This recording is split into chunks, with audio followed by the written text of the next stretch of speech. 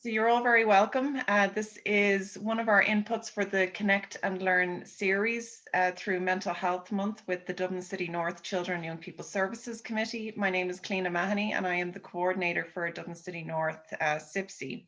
And we're delighted to bring this workshop here today and this online input with Christina Enright. Christina probably needs no introduction for some of you who have been working with her maybe in recent times, but Christina has been a child and family psychotherapist for about 16 years now, and she's done a lot of work with the NHS and TUSLA Child and Family Agency. Her particular interests are in developmental trauma and attachment. And I know from working with Christina personally that Christina is incredibly enthusiastic and passionate about making sure that children who have complex needs or have had complex trauma, that they are supported in every way that they possibly can be, and that everybody who is involved in the child's life has a particular role to play there. And that no matter what side of the sectors that we're in, whether we're family support or whether we're in substance use, whatever it might be, that we have a role to support within that. So we are, as I mentioned, we are recording this webinar today, and we will make this available on the cypsc.ie website. Christina is going to talk until about 1 o'clock, and then we're going to give 15 minutes for Q&A. So if you do have questions, please submit them into the chat box, and I'll moderate the questions with Christina at the end. And we will not record the Q&A section, but as I said, we will make this particular workshop and input available on the CYPSC website. So Christina, if I can hand over to you now, if you're okay to start, that would be great. Lovely, Christina, thank you very much. So good afternoon, everybody. You're all very welcome to this webinar on supporting vulnerable children, children who've experienced trauma of some sort. It may be early developmental trauma, it may be subsequent trauma at particular developmental stages. But today I'd really like to share with you my experience and my learning and my thoughts as a result of working with these children for many years. So I'm just going to run through some of the learning outcomes that we've set for the session. So I'm going to talk very briefly about how developmental trauma negatively impacts a child's capacities and resources. And actually this is fundamental for us in understanding how developmental trauma, or some people might refer to it as complex trauma, how it impacts negatively on a child's development is really key part of our understanding in order to be able to work with these children, because developmentally there is a delay of some sort across their capacities. It may be emotional, social, it may be cognitive, there may be also physical manifestations, but important to understanding how to support the child is understanding the impact of that early trauma. I'm going to talk about attunement in communication and how we use our capacity for attunement to build trust in those relationships. And everything I'm talking about here relates to not just the children, but also the parents that we work with, because working with the system around the child is key. I'll run through some practical approaches with you, which I have found very effective in supporting these children to develop a greater sense of empowerment and resilience. And actually something Clay and I were talking about, which is I want to emphasize that we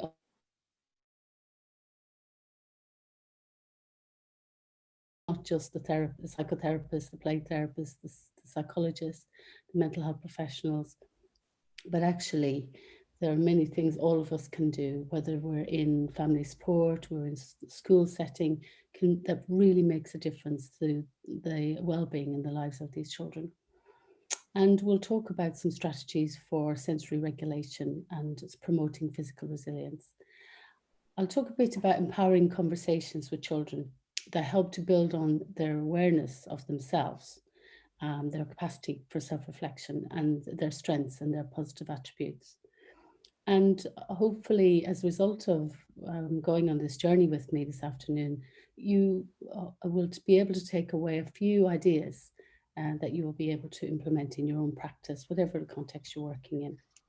So just to start off to talk about brain development, early brain development is foundational.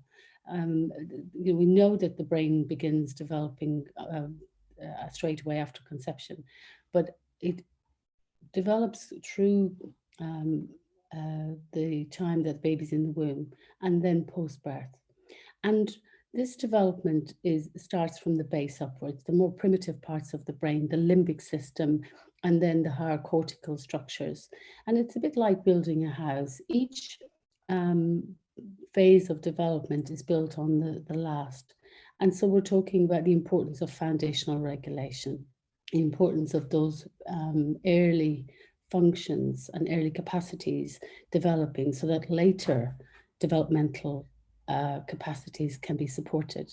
And without that, really what we're talking about is, if we're talking about the analogy of a house, we're talking about a house that's built on very shaky foundations if a baby hasn't had a good first 1 or 2 years, because this is where foundational development happens. And this is the basis of Bruce Perry's idea about the neurosequential model of trauma and how early developmental trauma really derails a child's whole development in all sorts of ways and impairs many of the developing capacities.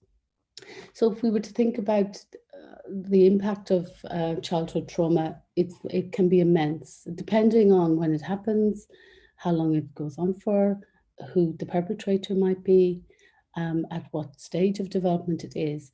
But it can really pervade all developmental domains for a child and cause particular difficulties in each of those domains. For some children, they may be affected in 1, 2, 3 of these domains more than others, but certainly it really will have an impact on the sequence, the healthy sequence or typical sequence of development that we see in typically developing children. So what sort of impairments or difficulties are we talking about here? So these children have difficulties with physiological and emotional regulation, and because they don't necessarily develop that early foundational regulation, which happens partially in the womb and then post-birth within the first year, where the baby's physiological system is entrained by the interaction with the caregiver, by the holding and the touching and the soothing and the comforting, but also how the baby is moved around in the environment and how the baby's emotions are responded to by the parent. And that really is like, that's part of the foundational development, building the house, creating strong foundations for emotional regulation through what we call co-regulation with the parent. And also the child's attachment strategies are shaped by those experiences. And if there is a lack of availability of safety from a parent and a lack of nurturing care, then those attachment strategies will actually be shaped by danger and fear rather than safety and comfort and security. And for these children growing up in an environment where their parents aren't able to offer that sort of safety and support because usually they themselves haven't had it or they're reeling from their own trauma. And for these children who are not able to experience that safety and security, they don't develop what's called epistemic trust. So a capacity to be able to trust the guidance and the direction of the adults around them who ideally in an ideal world would guide them through the world and help them to learn from experience. So it can be very difficult for these children to follow instruction, for example, and they may be labeled with some sort of oppositional defiance disorder, when in actual fact, really what's underneath is high levels of fear and a basic lack of trust. And there may be distorted processing of information, usually cognitive and affective information is distorted. And that's because we learn to process information in light of the experiences we have. And if those experiences are actually unsafe or dangerous, then that's how the shaping of information, the processing of information happens. And so that can create all sorts of distortions and disturbances of thinking And a child can develop an internal world, which is actually bears no resemblance to what's going on in the external world, because that's the only way they've been able to stay safe. And they can believe what is in their mind is actually what is happening outside. Sense of self will be impaired and distorted and sometimes disconnected because of a lack of engagement, a lack of nurturing, a lack of positive regard, a lack of mirroring from the adults around the child. And we develop our sense of self for positive or negative, actually, as a result of the interaction with the adults around us. And that positive mirroring that's so essential for babies and young children, to actually help them to recognize their qualities and their talents and their wonderful capacities, is so important during those early stages of development. And there will be impaired social relational capacities because the child hasn't had good models for interaction. They haven't had parents who are necessarily available to support them in being able to have those lovely moments of interaction, pleasure and playful joy, because the parents may be depressed or they may be disconnected because of their own trauma. So the internal representations that these children develop may be also quite different than that of a child who's grown up with safety and security. And usually for these children, their behavior is driven by procedural memory. So that's their implicit memory systems, which are usually not conscious. They're not conscious. They have been often shaped pre-verbally. So the child doesn't have a conscious memory, but they have a sensation, they have a feeling, they have a pervading sense that something's wrong or something's scary. And this leads to very reactive, reflective behavior based on those sensio-motor memories that are stored in the brain and in the body, both. And one of the challenges about developmental trauma is it creates great stigma, because these children feel like they're very different. They know they're different. They feel like there's something gravely wrong with them. They don't know what it is, but they believe that there's something wrong, and they often believe that they're bad.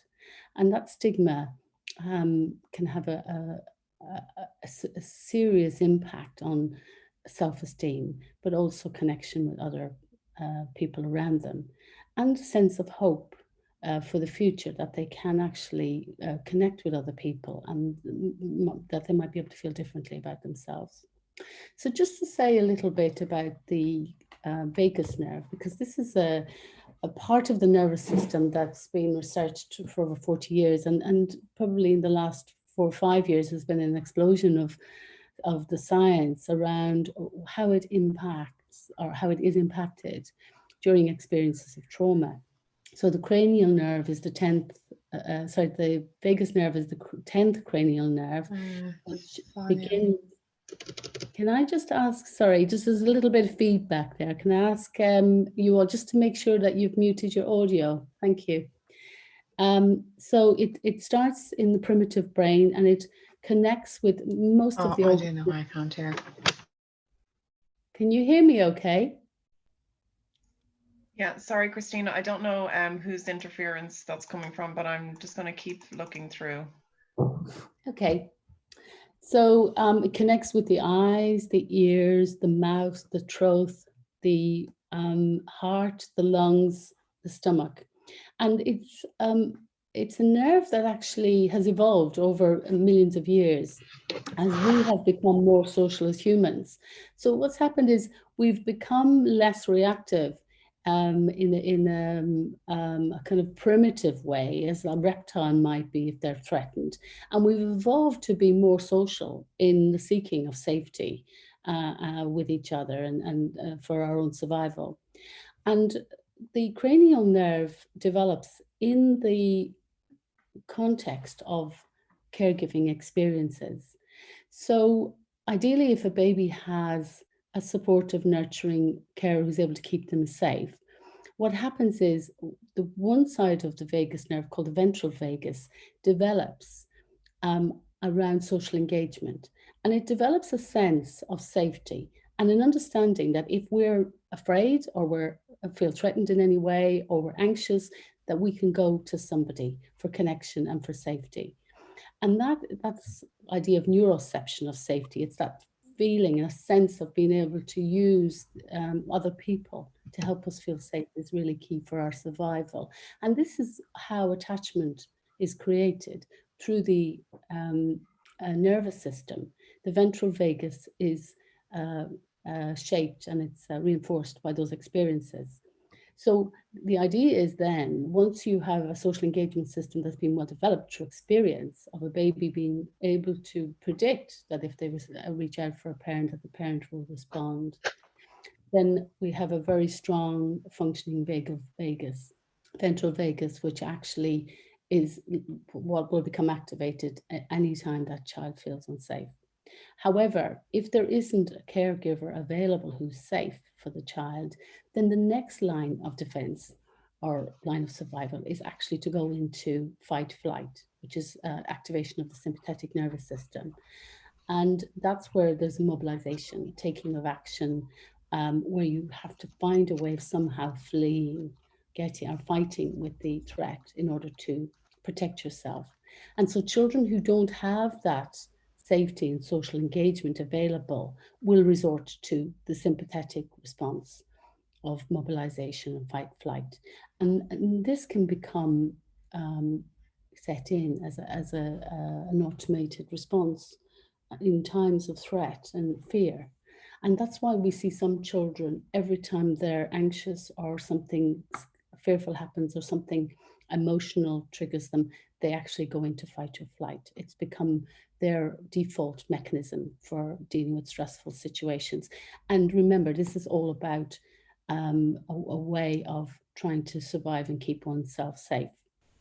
So if the sympathetic system doesn't work and it isn't, so the child isn't successful in being able to use fight and flight, then they resort to the other branch of the vagus nerve called the dorsal vagal. And that's really when things feel totally overwhelming. The emotions are just so frightening. The experiences are so frightening. The physiology is so activated and aroused. And there is a sense of lack of being able to escape and sense of being trapped and being powerless, then this is when the dorsal vagus is activated. And it usually happens when there's a sense of that the event is so threatening that it might really threaten the person's life, in which case they go into immobilization, shutdown, and it's a freeze state. And the idea is that is a more life-preserving state, which actually protects and prevents the person being killed, for example, if that's the fear in the situation. So when you don't have that available social connected relationship, children have no option but to use their default positions to either go into fight or flight or go into dorsal vagus immobilization and shutdown or freeze. And these are not conscious choices, they're actually automated default reactions in order to try and protect oneself when they feel unsafe. And this is the window of affective tolerance, which has become a really useful kind of representation. The image itself, I think, is really helpful to help us to kind of understand how we, in an ideal world, we develop this window where we're able to tolerate arousal to a point that we're able to go about our daily lives and manage ourselves. You know, we're able to have relationships with other people, we're able to deal with the stress that might come up in our day. Sometimes we might offshoot that window because something happens, in which case we'll need to reach out for somebody to support us. Hopefully we're able to do that, or we're going to be able to use other self-soothing mechanisms we might have developed. Or we might have a day where at the end of the day we feel totally exhausted and we just want to kind of shut down and just put something on TV that kind of numbs us out, excuse me. Or, you know, just might want to go to bed early and have an early night. So this happens to all of us at some time. But the important thing is we're able to stay within that window most of the time. And in order to be able to support our clients, we need to be able to keep ourselves within that window as much as possible. I'll talk about that a bit more later on. The problem for children who've experienced developmental trauma, their window is really narrow. I mean, babies are born with a window that's not particularly well developed. Babies can do a little bit of self-soothing, but mostly they're relying on their caregivers for co-regulation. And that window actually stretches and widens as a result of being interacted with, being soothed when we're distressed, being helped to feel safe when we're anxious or fearful. And it's like a muscle. You know, if you go to the gym and you flex that muscle and work it, eventually you start to get stronger. And that's what happens with our window of tolerance, that our nervous system becomes better at regulating and managing stress from an experience of being helped by our caregivers to do that through co-regulation. And gradually, as we go through childhood, through adolescence, then that window becomes wider and wider. So when our nervous system is balanced, our activation is low and we're able to be curious and we're able to be in our bodies. We're available for connection with other people. We feel quite resourceful. We feel fluid, resistant. We're open to challenge, perhaps. We're more flexible and we're able to be present with other people and appropriately reactive to situations. Most importantly, we have a sense that we have choices and options. And that's very important to remember for children who've experienced developmental trauma when they're in that sort of siege space, either because they're in sympathetic high arousal all the time, or they're in parasympathetic shutdown, which is when you get the immobilization, then they might not see that they've got choices and options because those extreme polarizations of arousal actually kind of constrict us into a tight space where we're actually challenged to react out of self-preservation and survival.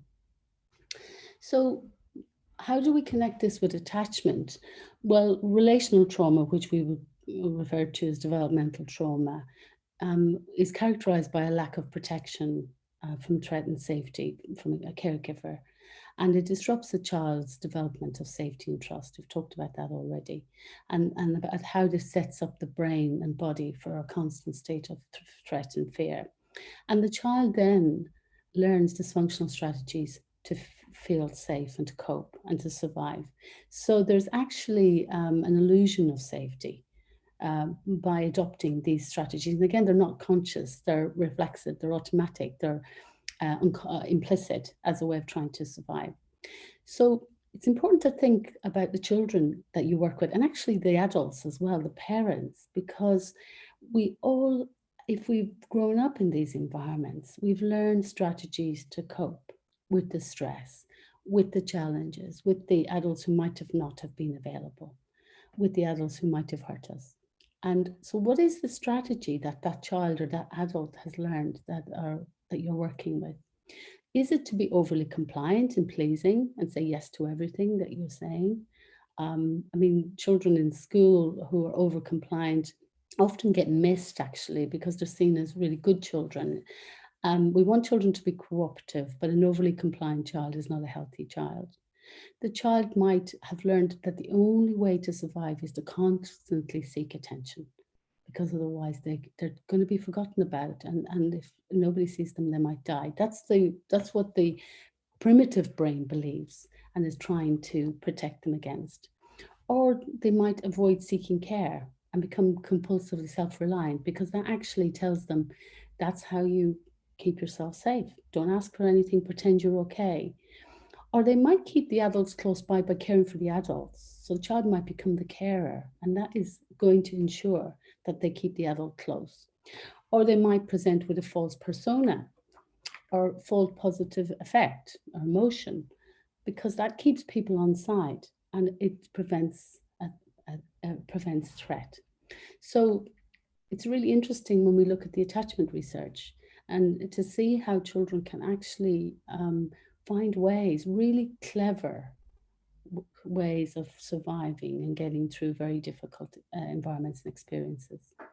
And so these internal representations, mental representations that the child develops, you know, we don't always know what they are. What's inside the child's head? What is that representation? Is it of love and care, or is it of, you know, horror or terror or fear or huge anxiety and catastrophe? Or is it a sense that I'm bad, there's something really wrong with me, I'm so bad?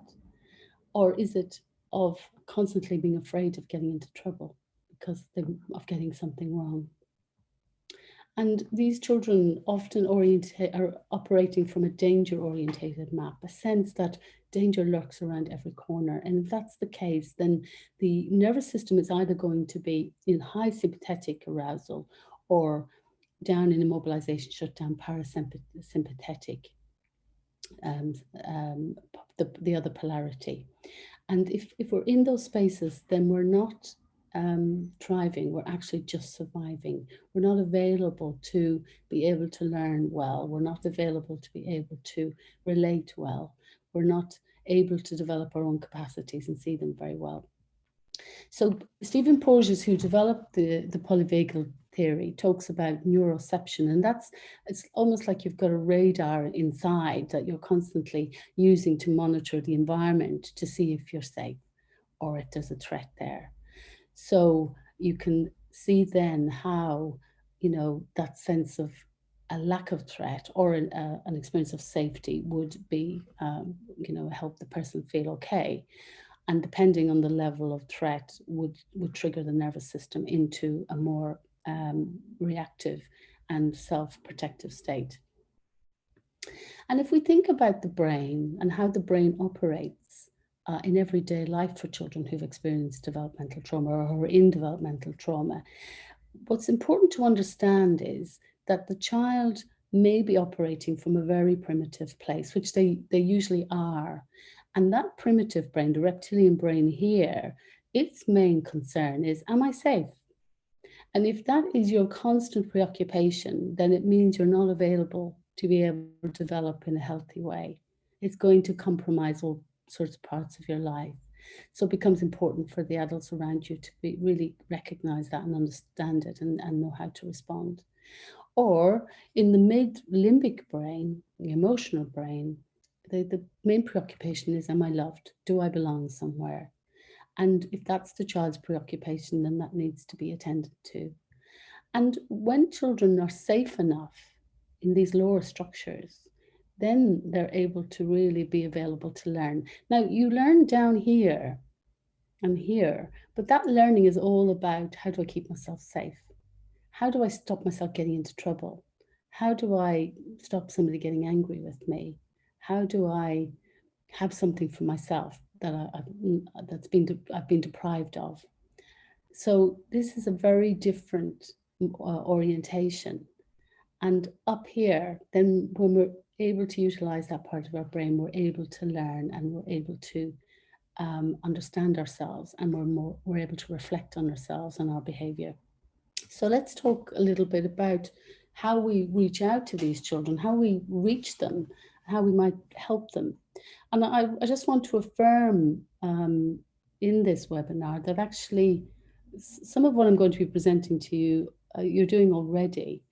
And I guess it's important to say that the research is really affirming those interventions in the community that all sorts of practitioners are using for their work with children, vulnerable children and families. So hopefully you'll go away from this really feeling buoyed up and affirmed by me sharing how these interventions are very, very helpful. So we know that positive relationships are transformational for these children, are absolutely vital, and they really, really make a difference. And so I'm just going to start off by talking about the systemic aspects of supporting these children and how important that is. You know, that we know that the community around the child, that the arms of support around the parents and the family are really important as a way of helping the child. So when we're thinking about how we support these families, they really need to understand trauma and how intergenerational trauma impacts families, but in a non-pathologizing and non-shaming way. So using narratives that are really about how we survive as humans, how amazing we are in our survival, and actually how incredible it's been that they have been able to survive what they've been through, and what are the strengths that has brought them through those experiences, and talking to them about the impact of toxic stress for all of us as humans, and how that can really make it difficult for us to be able to feel powerful in our and competent in our lives, to be able to parent in a way that we would have wanted to right from the beginning when we had our children. And building community support for each other. So helping people to be able to recognize that grouping together in their pain and in their trauma and their challenge, and certainly now it's never been more relevant than right now, although sadly we can't do that interpersonally, but if there's ways that people can reach each other, perhaps electronically, that's going to be so important to help people to survive these really challenging times. But what we're wanting to do is to develop the parent or build the parent's capacities so that we can help them to build the child's capacities. And to identify individuals in the community who might have the trust of the parents of the children, because this epistemic trust I talked about earlier on, the parents will carry that too, carry that forward with them.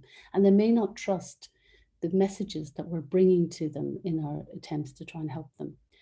And where are the safe places and the ways of finding safety for parents and children? And how can we talk to them about safety? And how can they provide safety for their children?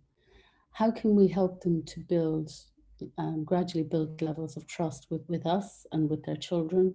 And rather than focusing on parenting skills, can we talk about relationship building, which is much more acceptable? You know, all of us as parents would never want to think we've done anything in any way to hurt our child. And when we start to talk about that, it's such a triggering subject. I find talking about relationships between parents and children is much more helpful and is more likely to engage parents in those conversations. And using creative tools, I use creative tools a lot with families, and I find them really helpful, because if we rely too much on the cognitive brain in terms of language and thinking, then we miss opportunities to really reach some of those more creative parts of the brain that have got wonderful potential, has wonderful potential for problem solving and for personal growth and development. And help these families to reclaim narratives of empowerment, because there may be so much disempowerment in their lives and in their communities. And you know, stigma. There may be opinions from other people that they've somehow taken on, internalized, which are unhelpful to them. So that the empowerment becomes really important.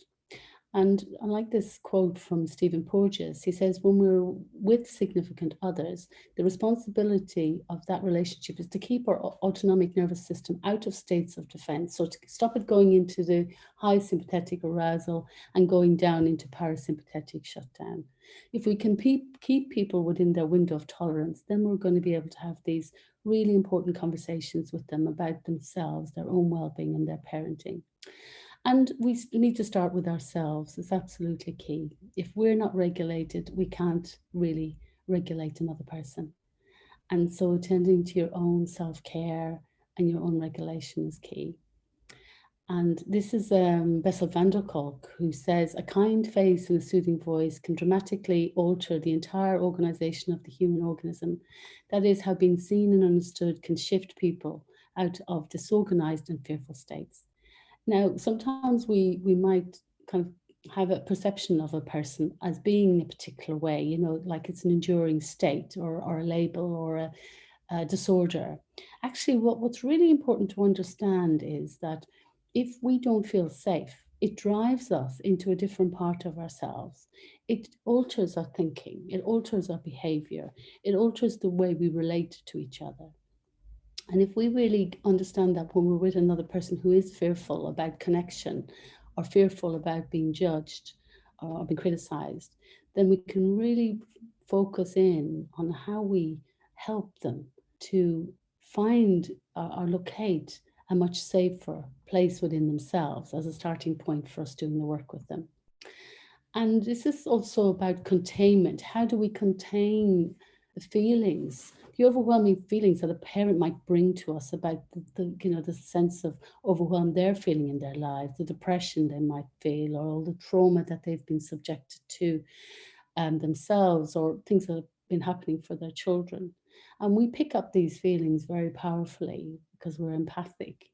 And it's important that we can use that in a positive way so that we can support through compassion and empathy, but also that we can look after ourselves so that we don't become overwhelmed by another's pain, that we're able to maintain our own stability and resourcefulness within the work. And Louis Cozolino talks about sociostatic regulation, which is how we really influence each other, others' regulation, others' physiology, and our psychology through this reciprocal interaction of our nervous systems. And this is why it's so important that we're regulated, because if we're not, the parent or the child is going to pick it up, and that's going to have an impact on their nervous system.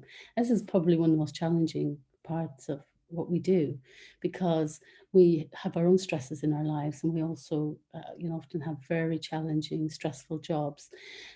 Do your best to make sure that you're building self-care into your day so that you can really support yourself to stay resilient. And just a little bit about intersubjectivity.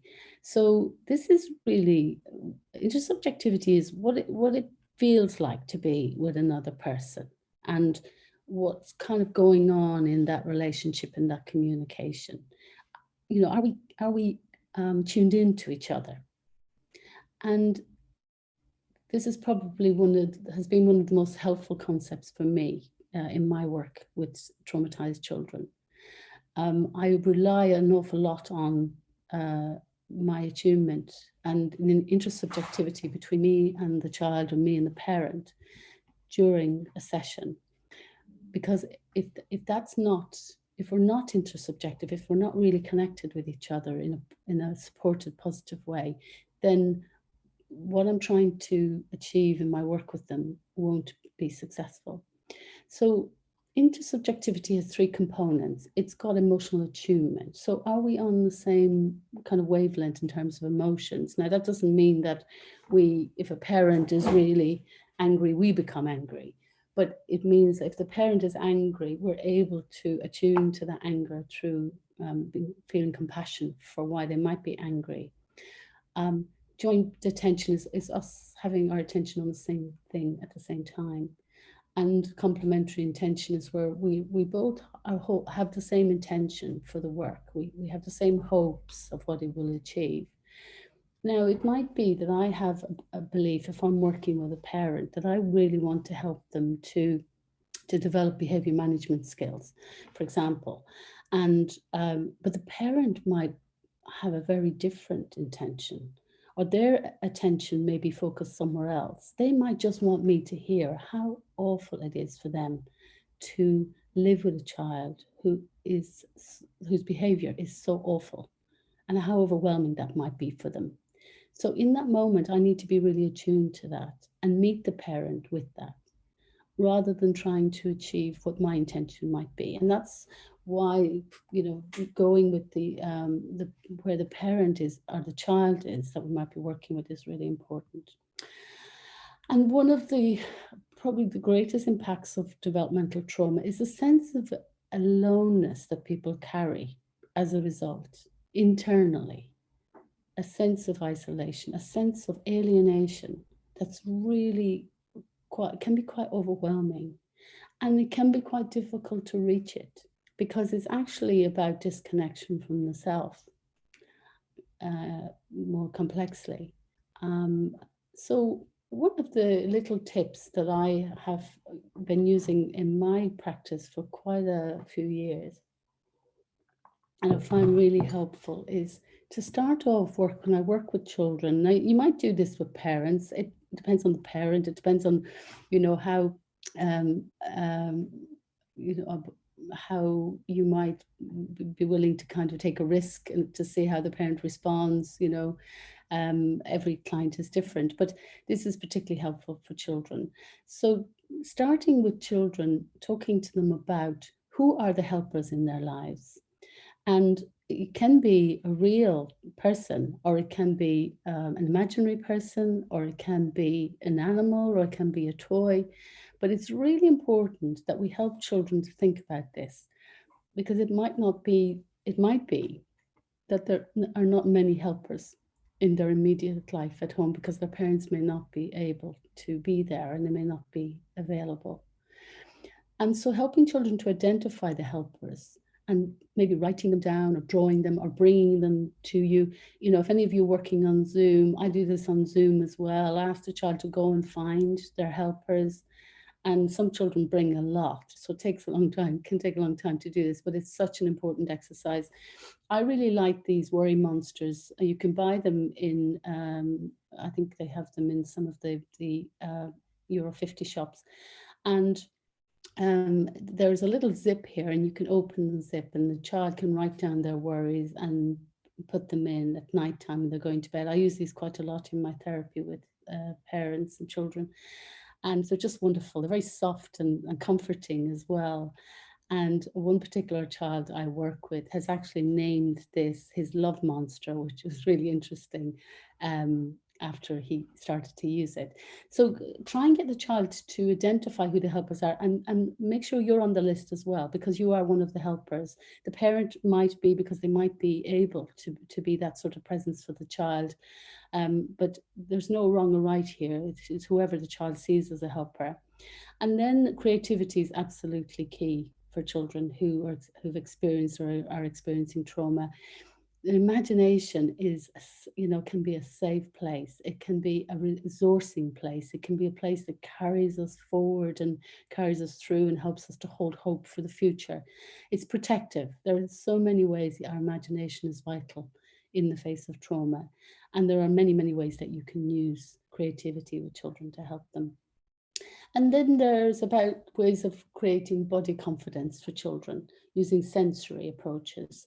So I'll talk about sensory in a few minutes, a bit in more detail. You may want to help the children to use yoga, any sort of sports, dance, martial arts, and these may be things you're using already, and I'll encourage you, because when children experience developmental trauma, often there's a lot of disconnection somatically. And also, there's often a sense of a lack of strength, physical strength and empowerment in the body. So the more that we can work with the child's physicality, the more that can build that sort of somatic confidence. And then there are lots of sensory approaches we can use. Structure, predictability and constancy are absolutely vital for children who've experienced trauma, because the amygdala, which is in the limbic system, doesn't like surprises, because the neurological belief is that something bad could happen in any minute, and the nervous system has to be ready to cope. So use visual timetables, and I can't emphasize how important these are, particularly for children who are constantly asking what's going to happen next. It really helps them to relax and to be available, and particularly in school, where you want the child to be available to be able to pay attention and to learn. Having these visual timetables make a massive difference to that. And also, this is a little thing I do a lot with parents and with children, is preparing and rehearsing for transitions. So if the child's facing something that they're going to do, talking it through with them, getting them to think about it. How are they feeling about it? What are their fears and anxieties? What are their hopes? And doing little role play rehearsals, it can make a huge difference. I've done a lot of returning to school work with teachers around preparing the children, some of the most vulnerable children, for going back in after the last lockdown. So sending videos of the classroom where the child's going to be sitting, videos of the dinner hall, of the playground. So all of these spaces that the child may or may not be familiar with, but that reacquaint them with them if they have been in school before. Sending little videos of the teacher, of the SNA, or photographs if the video is not possible. These really make a difference. And play actually is an important part. We know that it's an important part of a child's development, but it also, if it's child directed, is really empowering for children, and it helps to regulate. If the children are closely attuned to by adults in play, it can really help the child to feel validated and to feel calm. It helps to build connection as well, and of course, it helps with the child's overall development. So looking at things that you can do involving breathing, so helping the child to, for example, use breathing techniques around encouraging to smell the flowers, to blow out candles, pretending they're doing that so that they'll take deep breaths is really lovely. Doing some work around using balloons, or using the little party, I can't remember what they're called, things that you have in a party, asking the child to slow down and to blow it slowly rather than fast, so they can start to regulate their breathing. Those things are really helpful. And children can often become quite ungrounded if they become very fearful or anxious. So things like stamping their feet, stamping feet is very grounding. It's also quite empowering. Getting them to notice objects around the room, colours. I'm going to talk to you about the butterfly and the gorilla dance in a minute. And then helping the child to express their feelings using creativity and pictures, which I'll talk about shortly as well. Other things like, so the simple things like food. So for example, drinking thick liquids through a straw. So like yogurts or milkshakes. Having chewy or crunchy foods available. These can be very calming for children. Objects of comfort. So teddy bears, the little worry monster I showed you, using soothing, gentle touch, encouraging parents to do that, using objects that provide sensory feedback that the child experiences as calming. So ask the child to tell you what a particular object feels like. Do they like the sensation of it? Some children like rough surfaces and tactile experiences. Other children like very soft. So it's very individual. And using the smell, the power of smell is one of the earliest to develop, and it's also the first often to be evoked during trauma triggers. So using aromatherapy oils that the child might choose themselves, or lotions, for example, smells that they can link with safety. If you can achieve that, that'll be really amazing, because every time then the child feels anxious or fearful, they may be able to use their little bottle of aromatherapy oil. They might use lavender, or they might have a handkerchief with some of the oil on it and that they keep in their pocket. Peppermint, eucalyptus, and lemon oils are really helpful if children tend to shut down into parasympathetic immobilization. And then in thinking about auditory stimulation, so calming, relaxing music, maybe using earphones for children who are overstimulated by sound. Stephen Porges, in his work with the polyvagal theory, talks about how helpful melodic sounds are for soothing and calming children. And they tend to be the Disney songs, which are really, it's wonderful. And we often wonder why children want to hear these songs over and over again. They're actually very calming and soothing to the vagus nerve. A sound of somebody's voice that could be recorded. It could be your voice that the child takes with them and they can listen to it when you're not there. That could be a real lifeline for a child. Or it might be the sound of the sea or flowing water or the sound of heartbeat. So exploring all those different sounds with children to see if they can use any of them to help them to feel safe and to help them calm. And then there's visual cues that could be helpful as well. Things like calming images, sensory lamps, fish tanks.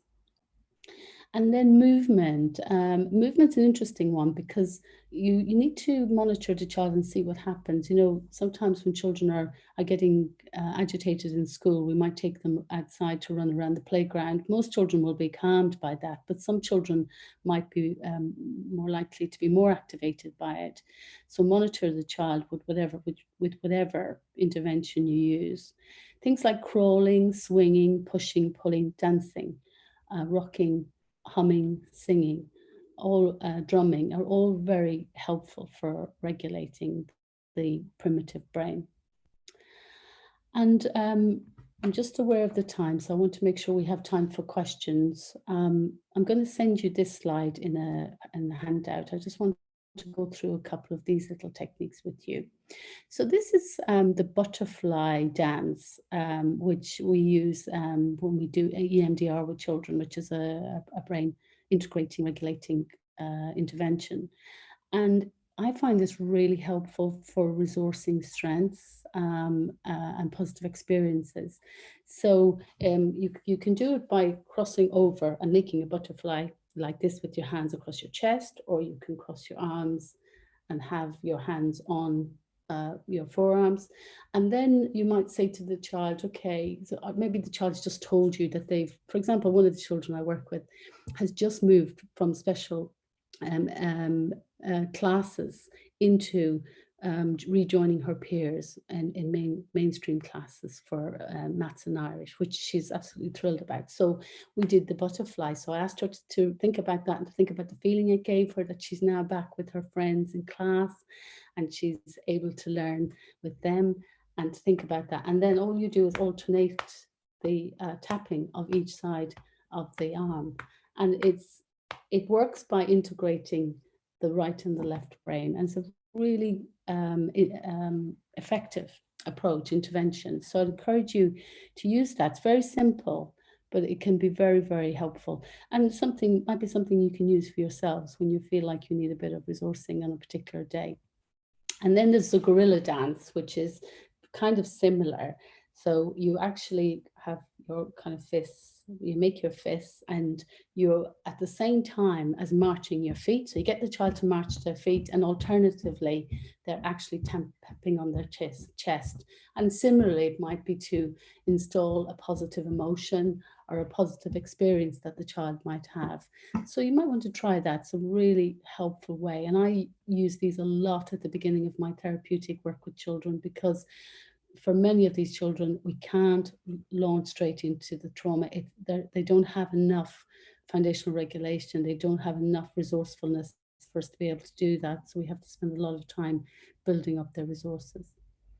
So we also need to help these children to develop capacity to be able to think and reflect, because they're very often very much operating from the more primitive and limbic parts of the brain. And the ways that we might be able to do that is thinking about how we respond to their feelings. So what messages might we give children about their feelings? Is it that it's not okay to be angry? Is it that it's not okay to be sad? Or that they have to hide their feelings and present to us like they're okay all the time? And so being very explicit, I think is really important, that we're very explicit with children about feelings, because sometimes they're actually wanting to avoid them. They might become phobic of them because they weren't responded to in a validating and accepting way when they needed them to be, and they had to find a way of pushing them down or dismissing them or pretending they don't exist. So sorts of things you might say to children around that could be, I'm interested in XYZ. What's it like when XYZ happens to you? I wonder if you feel, or I wonder if you ever feel, perhaps you feel, maybe you feel, you might feel. So these little openers are really helpful.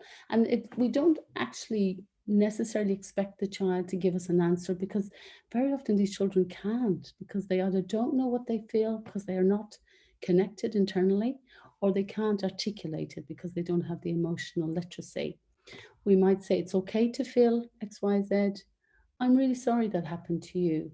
No child should ever go through that. And these are two sentences that children need to hear a lot, because they don't know that. They think it's normal, or they think they've deserved it in some way. Or it's also helpful. Some children don't like us to talk to them directly about their feelings because that can be quite triggering.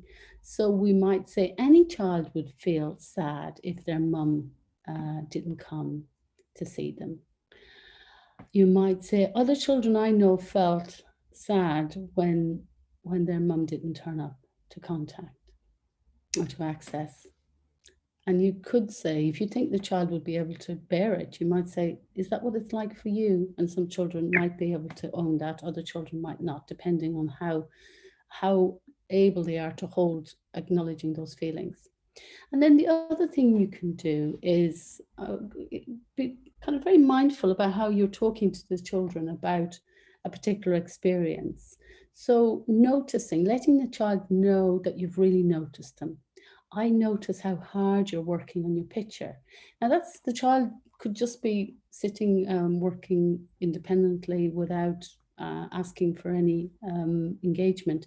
And in fact, it's really important that we do this because we don't want children to feel that they have to act out in order to get their needs met. So I notice how hard you're working on your picture. I notice how beautifully you're playing with Jason. I notice how kind you were to your sister. I can tell by your voice or your face that you're annoyed with me. It's okay to be angry. And what us communicating like this does, it tells the child that we've noticed them, but we've also noticed something very specific about them that they don't notice about themselves. So, for example, you might point out the child's qualities to them because they don't actually know or believe or understand that they've got them. We often tell children what we want them to do and what we want them to do well and right. But actually, very often these children don't know.